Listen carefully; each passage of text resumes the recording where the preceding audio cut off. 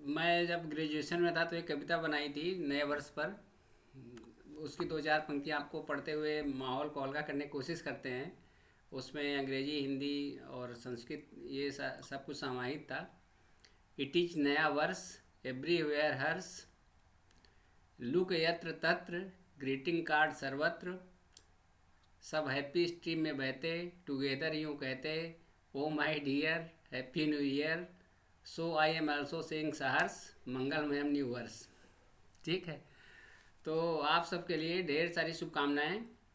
और यह नया वर्ष है। नया वर्ष आपके लिए इसलिए भी नया होना चाहिए क्योंकि इसमें आपको नया मुकाम हासिल करना है, अपने आप को नए स्वरूप में स्थापित करना है।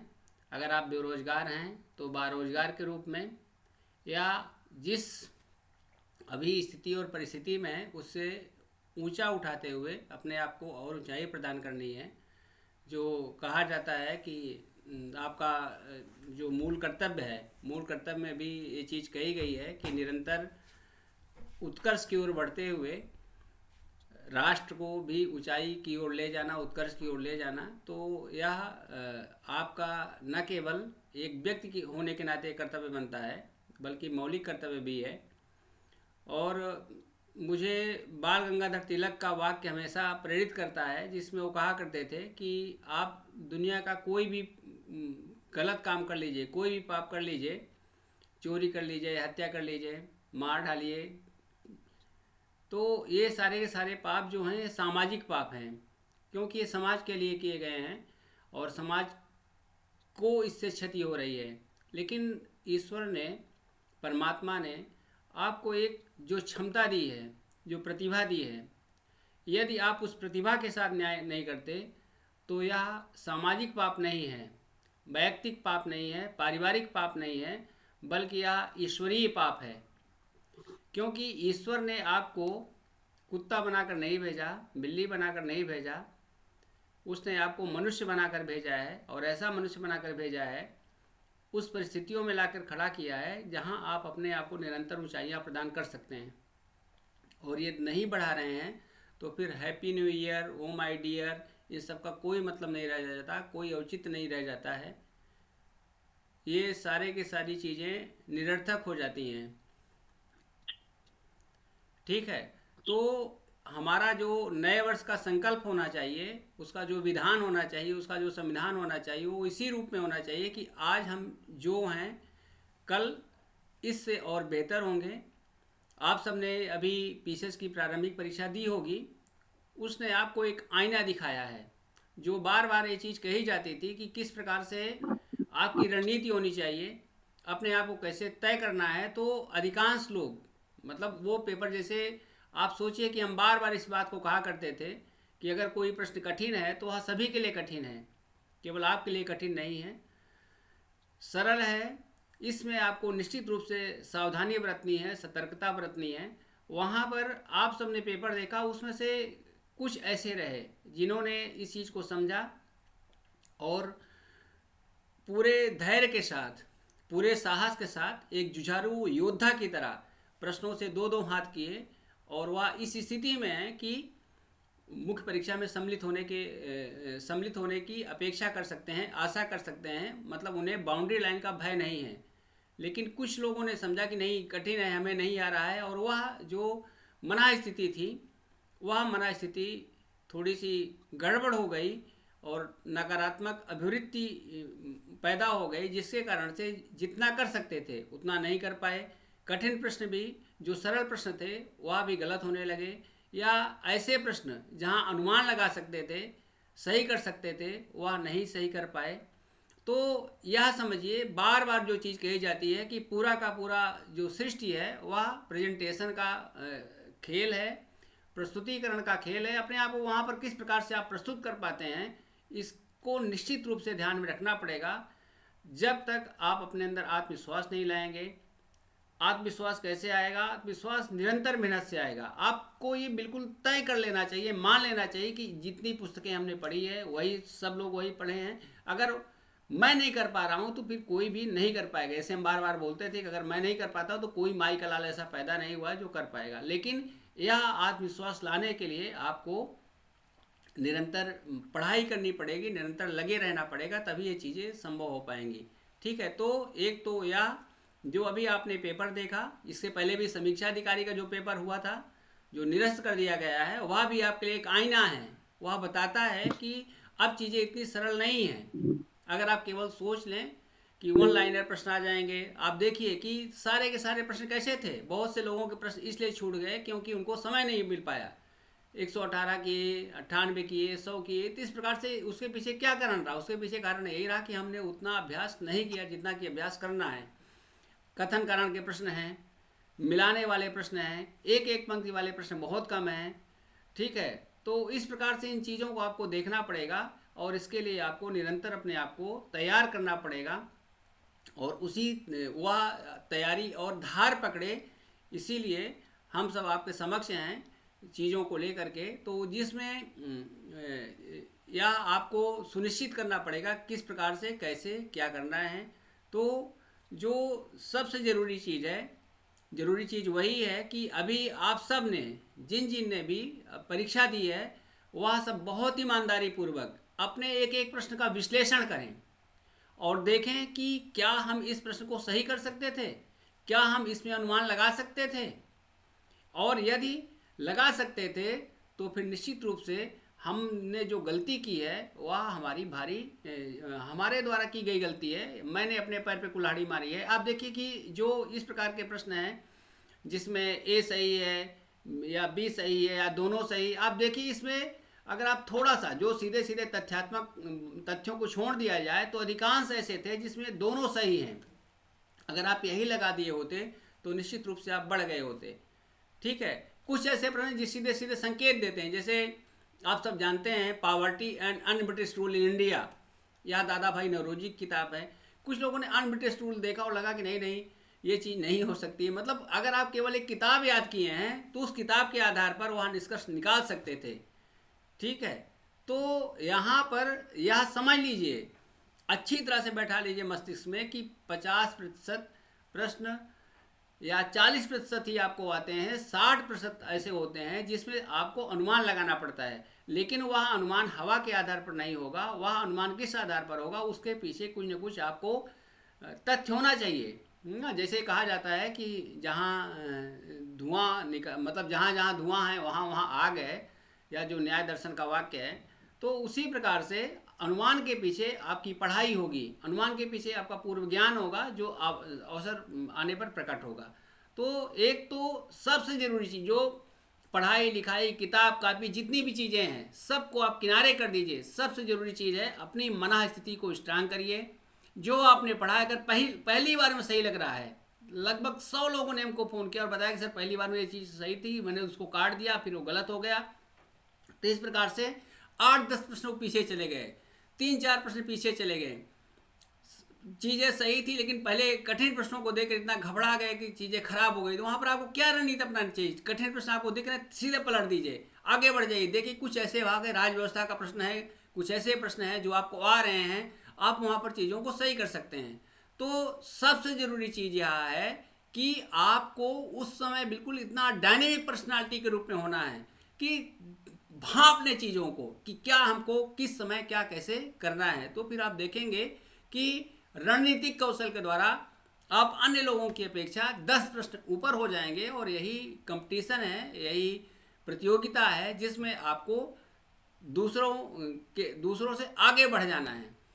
ठीक है, जो मैं पिछली बार भी बोला था, गुरु गोविंद सिंह का कथन था कि 1.25 लाख से एक लड़ाऊँ, चिड़ियन ते मैं बाज तुड़ाऊँ, तब गुरु गोविंद सिंह नाम कहूँ। तो आपको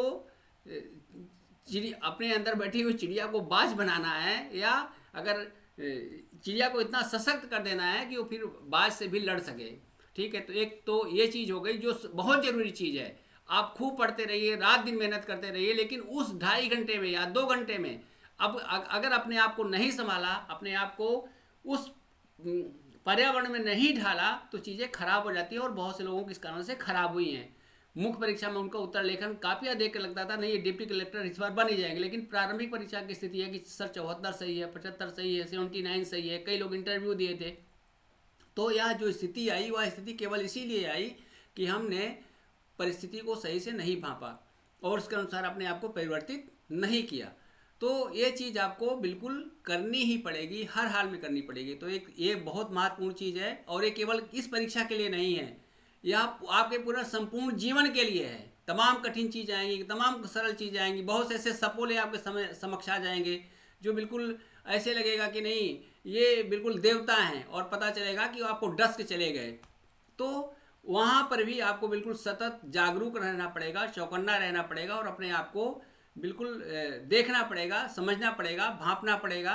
तो ये जो चीज़ है इसको दिमाग में रखना पड़ेगा। एक चीज़ यह है। दूसरी चीज़ कि अब हमें कैसे कैसे हमारे अंदर आत्मविश्वास आए। आत्मविश्वास ऐसे कपोल कल्पना से आने वाला नहीं है। आत्मविश्वास के लिए बिल्कुल आपको जो कहा जाता है कि हमने उसको जब जब देखा, लोहे जैसे ढलते देखा, सोने जैसे तपते देखा, तो आपको ढलना पड़ेगा, आपको तपना पड़ेगा, तभी आपके अंदर चमक आएगी, तभी आपके अंदर आत्मविश्वास आएगा। तय कर लीजिए कि अभी परीक्षा आपकी संभवतः अप्रैल में हो, कैलेंडर भी 2-4 दिन में आ जाएगा, जनवरी के प्रथम सप्ताह में आने की संभावना है, चीज़ें क्लियर हो जाएंगी। लेकिन आप तय कर लीजिए कि नहीं, ये जितनी भी चीज़ें हैं यहाँ पर टेस्ट सीरीज में आपको प्रश्न दिए जाएंगे। आप सबने देखा है कि किस प्रकार से यहाँ पर तमाम रणनीतिक कोड के द्वारा, जिन लोगों ने मेरा एसडीजी का लेक्चर सुना होगा उन सब ने देखा होगा किस प्रकार से बहुत ही सहज, जैसे असमानता की बात है, लिंग समानता 5 दूनी 10, 5 तिहाई 15, ये सारी चीज़ें ऐसे करके बता दी जाती हैं कि असमानता है, फिर लैंगिक असमानता है 5 में, फिर उसके बाद 10 में क्या है असमानता है, फिर ये कहाँ पर धरती पर है तो 15 में है। तो ये सारी बहुत ही स्वाभाविक रूप से एक प्रवाह ढंग से किया जाएगा, लेकिन इसके लिए आपको भी कोशिश करनी पड़ेगी। भागीरथी जी हैं, आप सब लोग जुड़े हैं, आप देखते रहते हैं कि किस प्रकार से लेक्चर डिलीवर किए जाते हैं, कैसे चीज़ों को समझाया जाता है, बताया जाता है, तथ्यों को प्रस्तुत किया जाता है। ठीक है, भले ही जो कोड हैं कुछ उबाऊ हो सकते हैं, उलझाऊ हो सकते हैं, लेकिन एक तरीका तो हमको मिल जाता है कि जैसे क्रोनोलॉजी है, अगर मिडल हिस्ट्री में वंश का क्रम है तो आप कुछ मत करिए, आबास आशा करके याद कर लीजिए, कुछ भी कर लीजिए, अपने हिसाब से तैयार कर लीजिए, और हम भी उसमें कोशिश करेंगे जो बिल्कुल हृदयंगम आपके हृदय में बैठ जाएं। जैसे हमने बताया था यूपी में 2-4, कोई बाद में सब बता रहे सर, आपने कहा कि यूपी में 2-4 लोग ही बेरोजगार है, 2.4% बेरोजगारी। हमको जीवन तक नहीं बोलेगा, हमको लगता है अंतिम सांस तक हम 2-4 से इस प्रकार से चीज़ें रहेंगी। तो ये सारी चीज़ें की जाएंगी, लेकिन इसी के साथ आपको तय करना है कि नहीं, जो यहाँ पर अभ्यास कराया जा रहा है, जो अध्ययन सामग्री है बहुत ही अच्छे ढंग से तैयार की गई, लेकिन इसके बावजूद जो बेसिक बुक्स हैं, आप देखिए कि जैसे मल्टी डायमेंशन गरीबी वाला था, बहुआयामी निर्धनता सूचकांक आया था, उसमें लूसेंट में पहली रैंक के साथ दूसरा दिया कि ये इस संस्था के द्वारा प्रकाशित किया जाता है। तो अब आपको क्या ध्यान देना पड़ेगा, आपको केवल सूचकांक से काम चलने वाला नहीं है।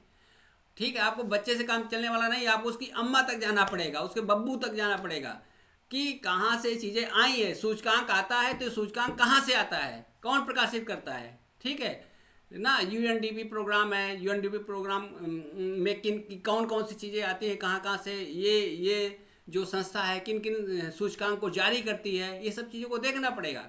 जनसंख्या तो केवल ये नहीं, जनसंख्या जैसे माल्था का जनसंख्या सिद्धांत आ गया, तो वो चीज़ जैसे वो बार बार कहता है कि जो जनसंख्या बढ़ती है यह किस रूप में बढ़ती है, ज्यामितीय रूप में बढ़ती है ना, और जो संसाधन बढ़ते हैं वो गणितीय रूप में बढ़ते हैं, न्यूमेरिकल, और जो उसमें जियोमेट्रिकल है। तो ये चीज़ देखनी पड़ेगी। फिर प्रकृति कैसे संतुलन करती है, प्रकृति फिर अकाल के द्वारा, आपदा के द्वारा, महामारी के द्वारा चीज़ों को संतुलित कर देती है।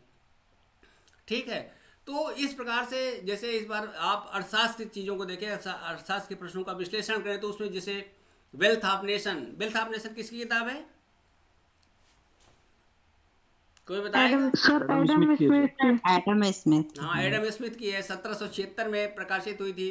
तो ये अर्थशास्त्र के जनक कहे जाते हैं। तो इस प्रकार से जो भी चीज़ें हैं, मतलब इन चीज़ों को आपको ध्यान में रखना पड़ेगा, गहराई तक जाना पड़ेगा, तभी चीज़ें सही होने वाली हैं।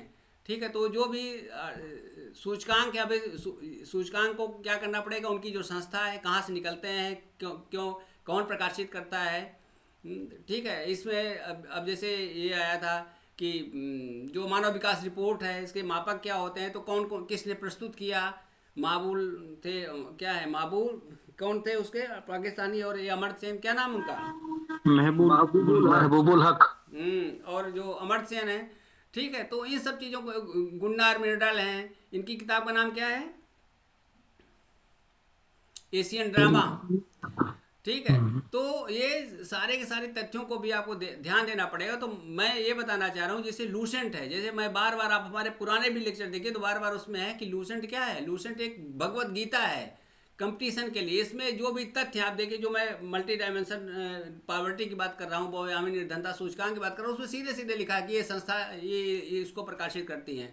तो उसमें क्रोनोलॉजी है, उसमें आपको जैसे शासकों का क्रम है, विशेष रूप से मध्यकालीन शासक है, उनका जो क्रम है उनको याद कर लीजिए, उनके कोड बना लीजिए। कोई अगर समस्या हो रही है तो ग्रुप में डाल दीजिए कि सर ये इसमें समस्या हो रही है। हालांकि कोशिश की जाएगी हम लोग इस पर बिल्कुल, जो होता है ना कि जैसे कमीशन ने एक आईना दिखा दिया है, अब उस आईने के तहत हमको आगे बढ़ना है, उसी नीति पर काम करेंगे। इसीलिए जो एकलव्य बैच है, या एकलव्य बैच इसीलिए बनाया ही गया है कि आप लोग जब आगामी परीक्षा आपकी हो तो उसमें बिल्कुल लक्ष्य संधान करें, कहीं कोई समस्या ना आने पाए।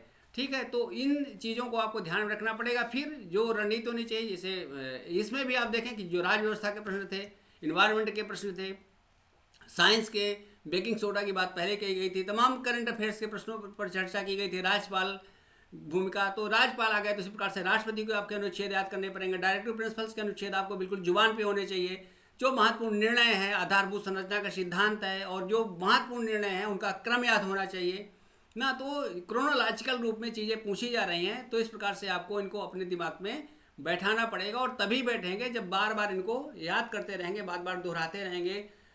जो स्वामी विवेकानंद कहा करते थे कि सपने वो नहीं होते जो सोते समय आते हैं, सपने वो होते हैं जो हम सोते खाते उठते बैठते, हालांकि कलाम भी दूसरे रूप में बोलते थे कि जो रात दिन हम हमारे साथ चलते हैं। अगर आप सो रहे हैं, अगर आप खा रहे हैं, तो फिर अगर आप चना खा रहे हैं तो चने में आपको प्रोटीन देखनी चाहिए। सोयाबीन खा रहे हैं, सोयाबीन की बड़ी, तो आपको समझना चाहिए इसमें सबसे ज़्यादा प्रोटीन होता है ना। अगर आप गाजर ले रहे हैं तो समझ आइए कि केरोटीन है, इसका लाल रंग क्यों है, तो उसमें आपको स्वाद नहीं बल्कि उसके जो वैज्ञानिक पहलू हैं उनको आपको देखने की ज़रूरत है। ब्रेड खा रहे हैं तो बेकिंग सोडा का जो सूत्र है वो आना चाहिए, जैसे बार बार चीज़ें कही जा रही थी। तो इन सब चीज़ों को आपको ध्यान में रखना पड़ेगा। एक तो ये जो लंबा चौड़ा व्याख्यान हो गया, इसमें अब जो कंक्रीट फैक्ट्स हैं उसको आपको ध्यान में रखना है।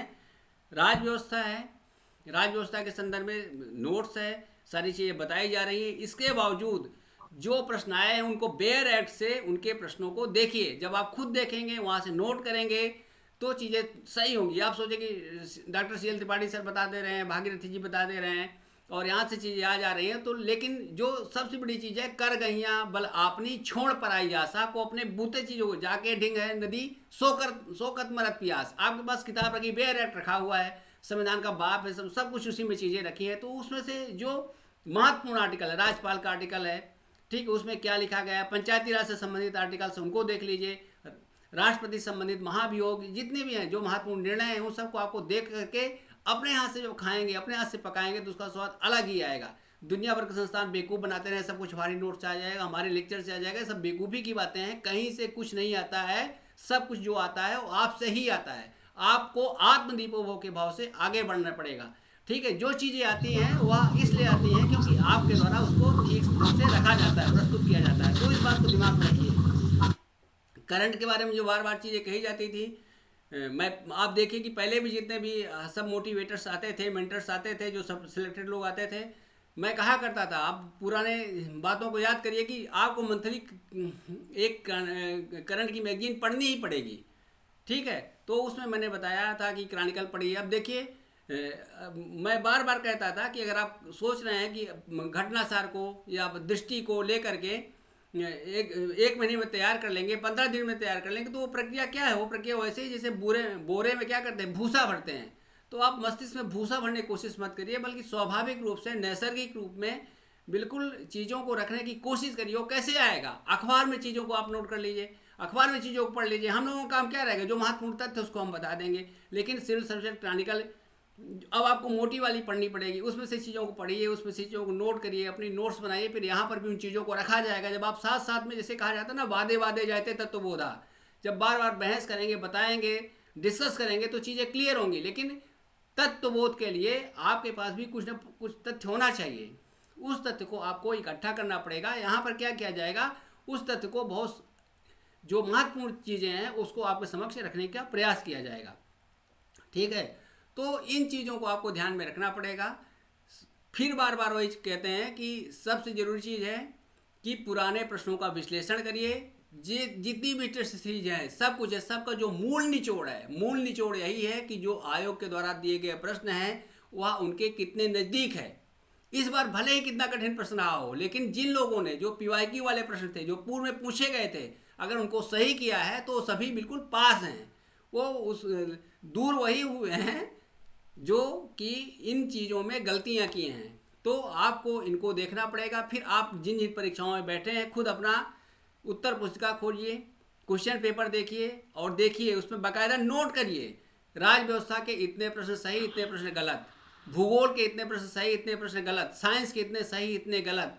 फिर उसके बाद देखिए सिली मिस्टेक्स, हमने क्या सही, कौन से सही कर सकते थे और हमने गलत कर दिया, वहाँ पर लिखिए कि ये क्या है, या ब्लंडर मिस्टेक है, ये मतलब ये क्या है, ब्लंडर, ब्लंडर के साथ मिस्टेक नहीं, ये क्या है, ब्लंडर है, ये हमारे द्वारा भारी गलती की गई है, या हिमालयन ब्लंडर है, बहुत बड़ी गलती कर दी गई है। तो इन सब चीज़ों को ध्यान में रखना पड़ेगा। अपने आप को बिल्कुल, जैसे होता नहीं कि I must be cruel to be kind, मुझे अगर सफल होना तो अपने पर क्रूएल्टी लानी पड़ेगी, बिल्कुल निर्मम मूल्यांकन करना पड़ेगा और सोचना पड़ेगा कि हमने इस तरह से गलती क्यों की, और दोबारा अगर फिर वही राह पकड़ते हैं तो फिर आप कंपटीशन छोड़ दीजिए, रहने दीजिए। क्यों बार बार वही उसी राह में चलने से, वही गलतियां दोहराने से फिर गिरते हैं, फिर धक्का खाते हैं। और इस बार धक्का खा करके भी नहीं लगता कि धक्का खाए हैं, क्योंकि हम मान लेते हैं कि हम धक्का खाने के लिए ही आए हैं। तो इस प्रकार से धक्का नहीं खाना, अगर धक्का खाना फिर छोड़ छाड़ के चले जाइए। क्यों खुद को, माँ बाप को और पूरे परिवेश को बेवकूफ़ बना रहे हैं। अगर शादी विवाह करना हो तो अलग की बात है, लड़का तैयारी चल रहा है, तैयारी कर रहा है, पीछे से तैयारी कर रहा है, समीक्षा अधिकारी तैयारी कर रहा है, चलो इसकी शादी हो जाएगी। तो इस पर्पज़ से अगर यहाँ पर रह रहे हैं, कहीं पर रह रहे हैं, तैयारी कर रहे हैं, तो ठीक है, लोगों को बेवकूफ़ बनाए। जो सामने वाला जीवन साथी आ रहा है वो भी आपके उसमें आकर के फंदे में फंसेगा, फिर चला जाएगा। लेकिन इस प्रकार से चीज़ें चलने वाली नहीं हैं। तो इन चीज़ों को आपको ध्यान में रखना पड़ेगा। राज व्यवस्था के प्रश्न नहीं गलत होने चाहिए, इन्वायरमेंट के प्रश्न गलत नहीं होने चाहिए। हालांकि इस बार जो पीसीएस की परीक्षा हुई थी इसमें यूपी से संबंधित प्रश्न नहीं पूछे गए थे, लेकिन आप पिछली बार समीक्षा अधिकारी का पेपर देखें तो लगभग 9 प्रश्न या 10 प्रश्न उत्तर प्रदेश स्पेशल से थे। समीक्षा अधिकारी में निश्चित रूप से प्रश्न पूछे जाएंगे उत्तर प्रदेश स्पेशल को भी आपको ध्यान में रखना पड़ेगा। आप लोग जो पूर्व लेक्चर हमारा देखे थे, सुने थे, समझे थे, उनको आप देखे होंगे कि इस प्रकार से उत्तर प्रदेश के जो प्रश्न हैं उनको मैंने बहुत ही सरल ढंग से समझाने की कोशिश की थी। पुनः आपके समक्ष आएंगे, उसको रखेंगे।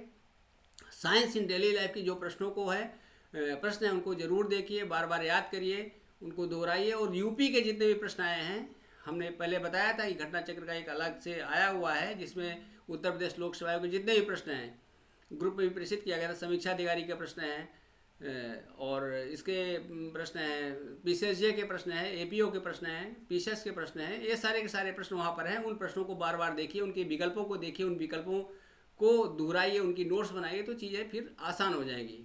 ठीक है।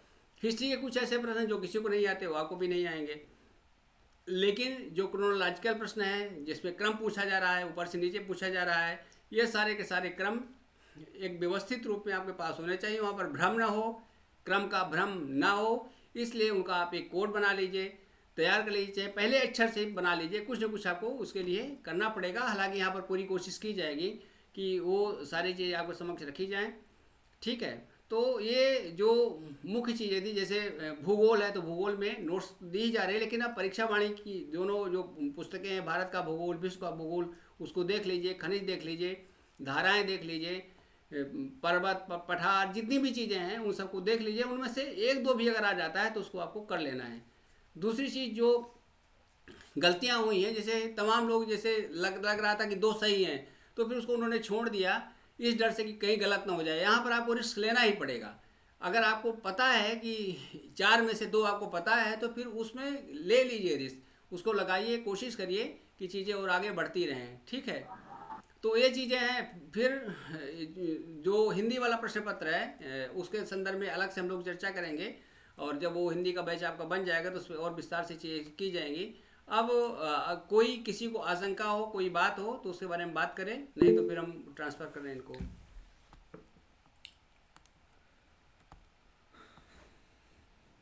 सब लोग एक एक करके हैंड रेज कर सकते हैं, और जिनका हैंड रेज रहेगा उनका नाम लिया जाएगा।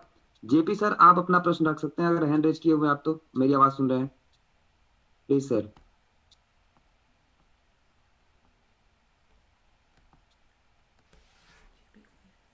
राहुल सर, आप अपना प्रश्न पूछ सकते हैं। चलिए ठीक है, क्वेश्चन आंसर का सेशन बाद में होगा, हम दूसरे दिन आ जाएंगे। आप अब आपका क्या ठीक है। प्रोग्राम है भागीरथी जी, किस प्रकार से चीज़ों को आगे, आज का समय जो है रणनीतिक पर चर्चा हो गई क्या, किस प्रकार से चीज़ों को करना चाहते हैं उसको संक्षेप में बताइए, उसके बाद फिर जो कंटिन्यू चीज़ों को करिए। और जी सर। जी सर, जैसा कि हम लोगों ने जैसे इस बैच को एकलव्य बैच रखा है और आपने कहा कि चिड़ियों से मैं बाज लड़ाऊं, तो पीसीएस की 2024 की जो परीक्षा हुई है उसको देखते हुए, ध्यान रखते हुए, मेरी कोशिश इस बार ये रहेगी कि कोई भी प्रश्न हम लोगों के चर्चा से ना छूटे, या कोई भी टॉपिक ना छूटे जो कि हम लोग गलत कर सकते हैं। पढ़े तो हम लोग सबने था, और चर्चा की हुई, चाहे वो राज्यपाल का कोड रहा हो, या चाहे जो भी चीजें हम लोगों ने पढ़ी, चर्चा की, और वो हम लोगों के सारे बच्चे सॉल्व किए हैं। और उसी की मांग पर था कि सर और भी चीजें हम लोग कर लें ना। तो उस पे सर मेरा 5 पॉइंट पे पूरा फोकस रहेगा कि करंट अफेयर्स पूरा किया जाए। दूसरा, जो महत्वपूर्ण दिवस हैं उनसे रिलेटेड जितने भी प्रश्न बन सकते हैं, उनसे थीम से रिलेटेड या उनसे क्रोनोलॉजी, वो एक साथ कर लेंगे। उसके बाद दिवस पर तो टॉपिक निश्चित बेस्ड। रूप से जो कोड है हम अच्छी तरह से कोड बनाएंगे और आप सबको बता जी देंगे, सर। इसको कभी भूले ही ना। ठीक है, जिस प्रकार से 22 मार्च, 22 अप्रैल, 22 मई, सब आप सबको याद है, जल थल और उसके बाद जय विविधता। जी, जी सर। जी सर। ठीक है, तो इस प्रकार से चीज़ें बताई जाएंगी। दिवस के बारे जी। में आप निश्चिंत रहिए, आपका अच्छा दिवस हम्म। आएगा।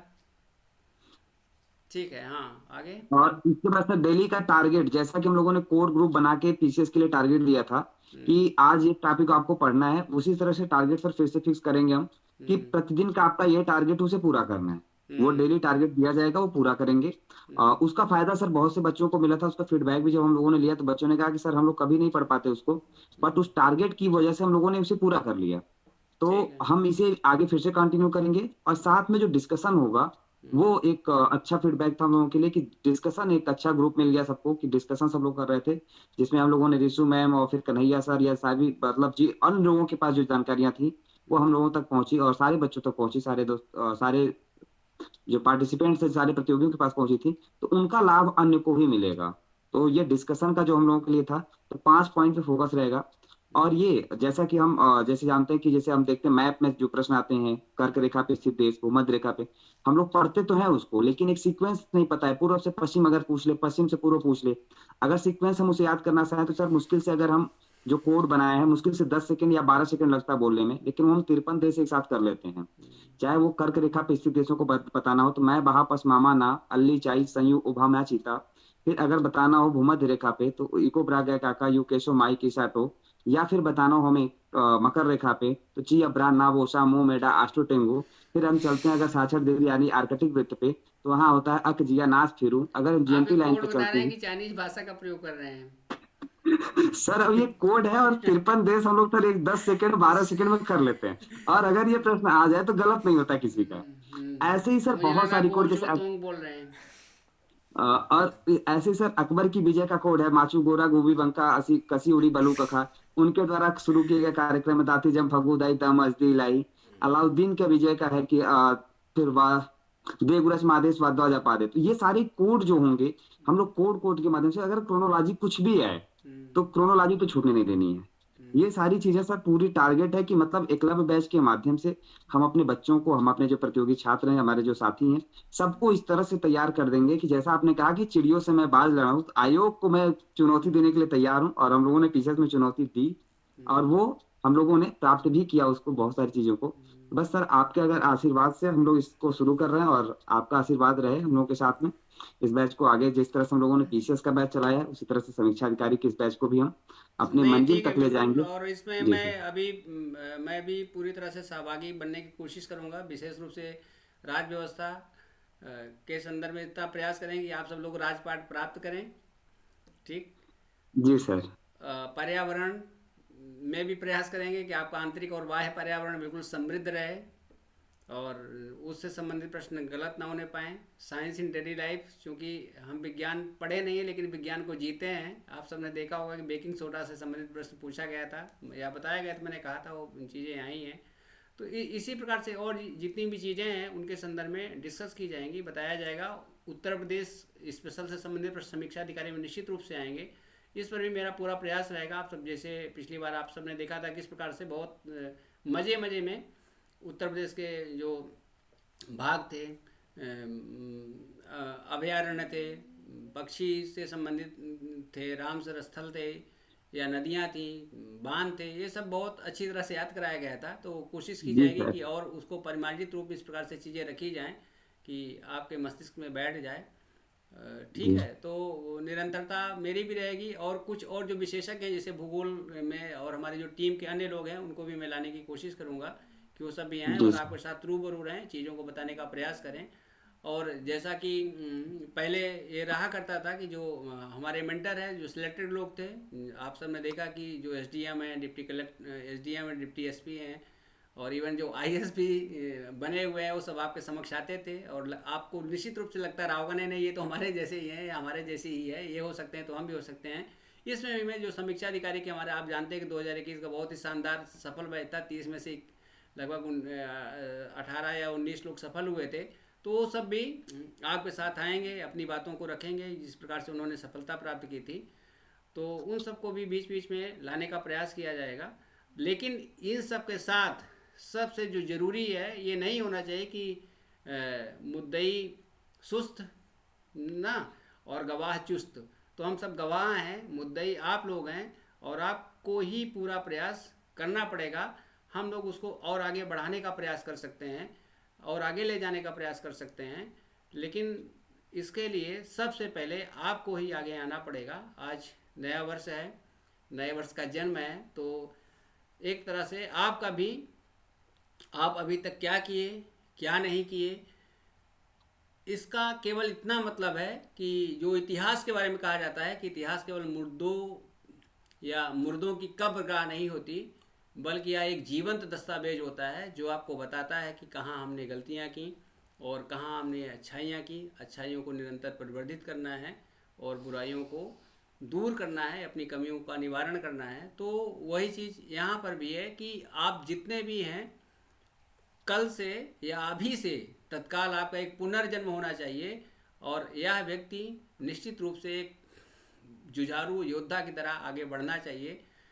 जो ये कहा जाता है कि यह जन्म हुआ किस अर्थ हो, समझो जिसमें यह व्यर्थ न हो, कुछ तो सदुपाय करो तन को, न रहो न निराश करो मन को। फिर ईश्वर ने तुम्हें करदान किए, सब वांछित वस्तु विधान किए, तुम प्राप्त करो उनको ना हो, फिर यह है किसका दोष कहो। तो ये समझिए, दुनिया भर को दोष मत दीजिए। कमीशन ने कठिन प्रश्न बना दिया, इसने ये कर दिया, उसने वो कर दिया, कुछ नहीं किया। दोष केवल और केवल आपका है। जब तक आप अपने ऊपर उत्तरदायित्व नहीं लेंगे, दूसरे पर दोषारोपण करते रहेंगे, तब तक मान लीजिए, निश्चित रूप से मान लीजिए कि गलती आपकी ही है। ठीक है। यूरोप की गुलामी पर रजामंद हुआ तू, यूरोप की गुलामी पर रजामंद हुआ तू, मुझे सिकवा यूरोप से नहीं तुझसे है। क्यों तुमने गुलामी स्वीकार की, क्यों तुमने कठिन प्रश्नों के आने पर अपनी हार मान ली। तो सिकवा आपसे नहीं होना चाहिए। इस बात को तय मानिए, इस बात को सुनिश्चित करिए। आप सबके लिए ढेर सारी शुभकामनाएं, लेकिन मीठी गोली नहीं देना चाहते। यह कड़वा सच है कि बिना अपने मरे स्वर्ग नहीं मिलता। अगर आपको स्वर्गिक साम्राज्य भोगना है तो निश्चित रूप से मरना पड़ेगा। जीना है तो जीने के पहले मरो। ठीक है। मरो का मतलब अपने आप को झोंक दो, अपने आप को लगा दो। यह 4 महीने आपकी पूरी दिशा तय कर देंगे, आपकी परिस्थिति तय कर देंगे, और फिर आप अभी जहाँ हो वहाँ से कितने ऊंचे पहुँच जाओगे, और फिर उसी के साथ आपका जो परिवेश है वो सब कहाँ पर पहुँचेंगे। आप इस बात की कल्पना करिए और सोचिए, जब भी शिथिलता की बात आए, कुछ इस प्रकार की बात आए, तो उस माता पिता का चेहरा याद करिए, अपने उस मार्गदर्शक का चेहरा याद करिए कि जिसने आपको यहाँ पर अस्तित्व दिया है, व्यक्तित्व दिया है, क्या उसके प्रति आप न्याय कर रहे हो। और नहीं कर रहे हो तो फिर आपको भी धरती पर रहने का कोई हक नहीं है। मेरा यह अभिप्राय बिल्कुल नहीं है कि आप यहाँ से चले जाएं। मेरा अभिप्राय यह है कि आपके अंदर जो गड़बड़ियाँ हैं वो चली जाएं और आप जीवंत रहें, ज्वलंत रहें, प्रकाशवंत रहें। इसी के साथ ढेर सारी शुभकामनाएं।